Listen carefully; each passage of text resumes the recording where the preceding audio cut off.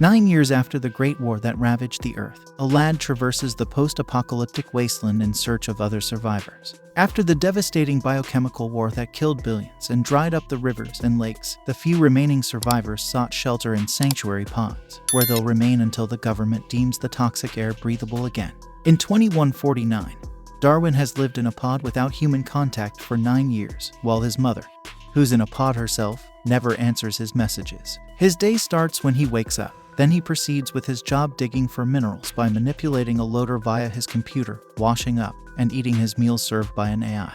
With such a monotonous routine, Darwin thinks his life is wasting away, even if he takes occasional breaks to play video games. One night, Darwin dreams of his mother and the day he last saw her, when she left him in the pod. She always told him he was one of the hopes for humanity in the future. In the morning, while Darwin works his loader, he hears an unusual sound from the monitor. He sees a dog barking at the vehicle, confusing him. Something pulls the animal away, so Darwin manipulates the camera to spot the dog's companion.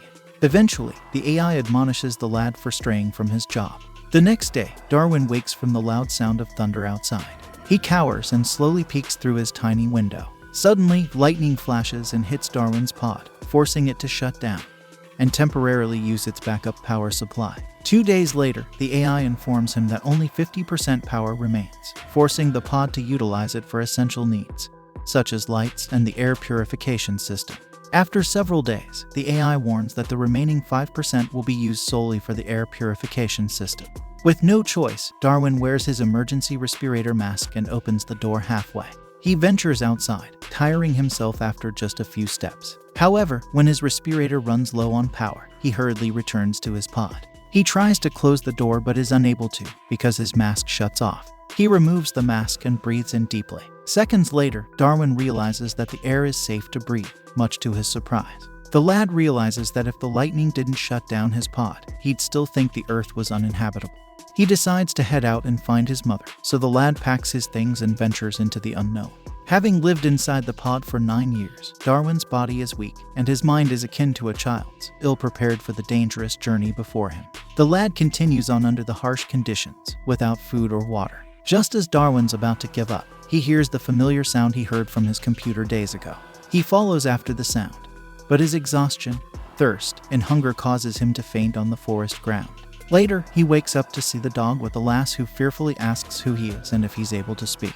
He doesn't answer back and slowly rises, prompting the woman and her dog to run away in terror. Then, the frightened lass alerts her family by pulling on a wire connected to chimes. The family hides under a military camouflage cover, except Lillian, the mother, who waits for Dara, who just arrived after running away from Darwin.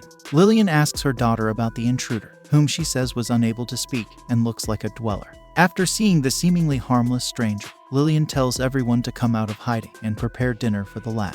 While the family's at the table, they wait for Darwin to sit by the nearby trees. Dara carefully places a piece of bread and a bowl of soup on the ground for him to eat, which he cautiously takes. After the other kids leave the table, the older woman asks if he understands human language despite being unable to speak, which he affirms. Lillian then tries to make the lad comfortable and provides him with a mattress to sleep on outside, since the lad is reluctant to come inside the cottage. That night, Darwin prepares to go to bed and reminisces about the past 9 years of no human contact.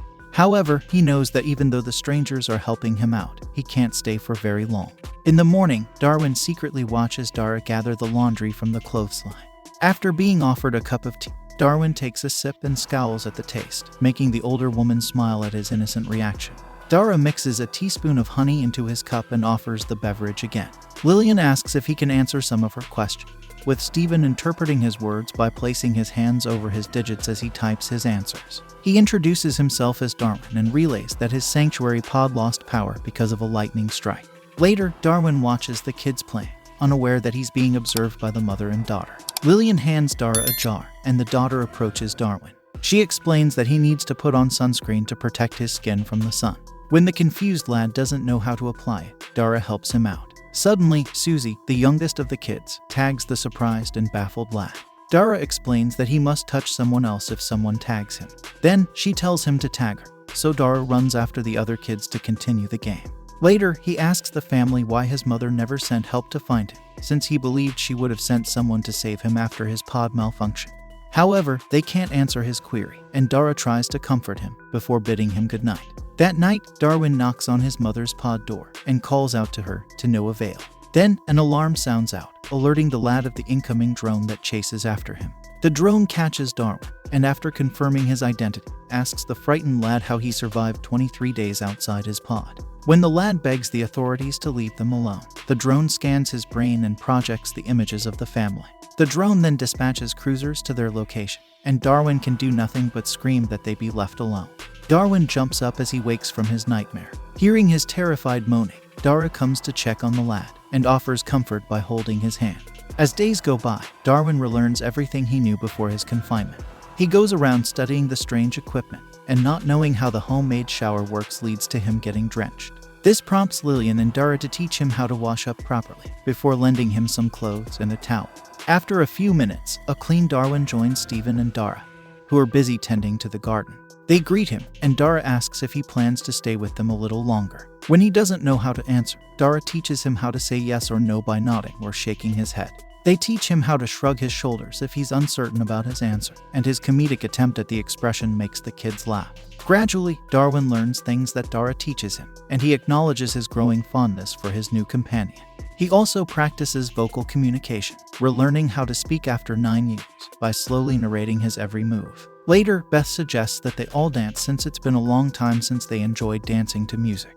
However, they're unaware that a drone is flying over their area. As they all dance to the music on the radio, Dara teaches Darwin how to waltz, which the lad graciously accepts. The family, along with the quiet lad, dances throughout the morning. Later, Beth voices her concern that Darwin staying with them will lead police cruisers to their location, especially since they're seen as criminals. The second daughter wants to point out that the stranger's presence endangers the whole family. The worried Lillian scolds her for raising the topic, even though she knows her daughter has a point. The next day, the family heads to the river to spend the day frolicking in the water. Later, Dara and Darwin take a stroll by a cliff, where she shares that her mother told her, in the olden days, a man and a woman could choose to stay together forever. Before the Great War, a father could stay with his family, but now, men have to leave their families to repopulate the world. When Dara mentions how fortunate he is to have ended up with her family, Darwin confesses that he saw her from his pod computer and that he ventured out to find her. He then apologizes and asks if she hates him, but Dara smiles and professes her feelings for the lad.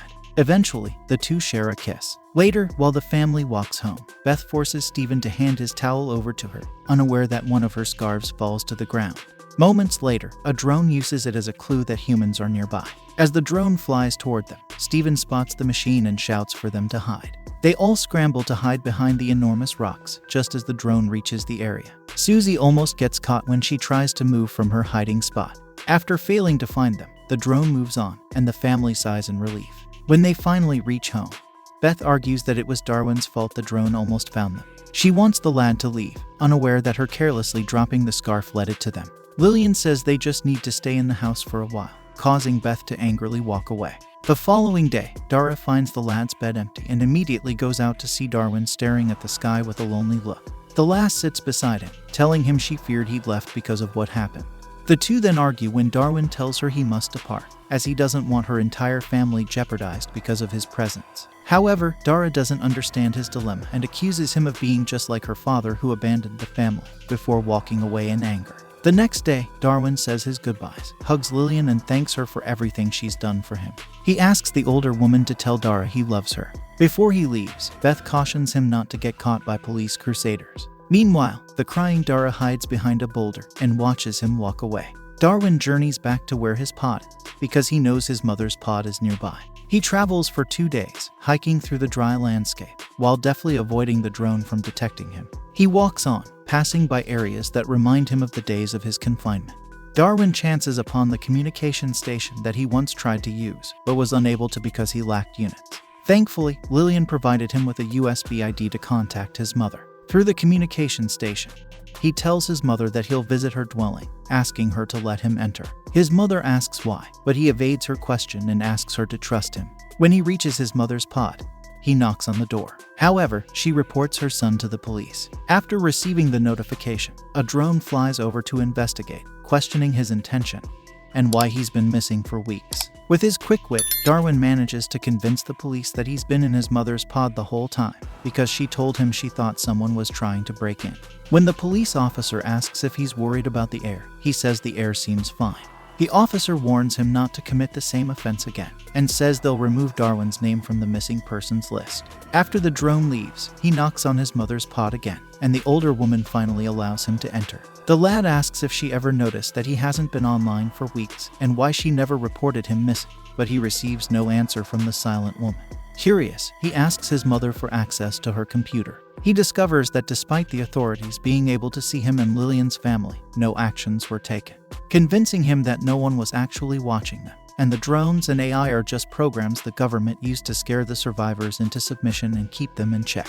Realizing this, Darwin kisses his mother's head and says goodbye, not before the older woman asks if he ever finished the game Steam Drifters. He answers that he's reached paradise, and then leaves. Darwin realizes that his mother has succumbed to fear-mongering by the authorities. Despite the government collapsing years ago, many more are still hiding in their pods. However, some are already breaking free from their confinement into a brand new world, and the lad's existence successfully influences a drone operator to go against the AI ordering her to keep working. Soon, the lad reaches Lillian's house, where he spots Dara. Darwin approaches the lass and sits beside her. After he says that he's come back, which is something most men never do, she smiles, and they share a kiss. Later, Lillian watches her children and Darwin laughing and playing around, relieved they can all live the rest of their lives in peace.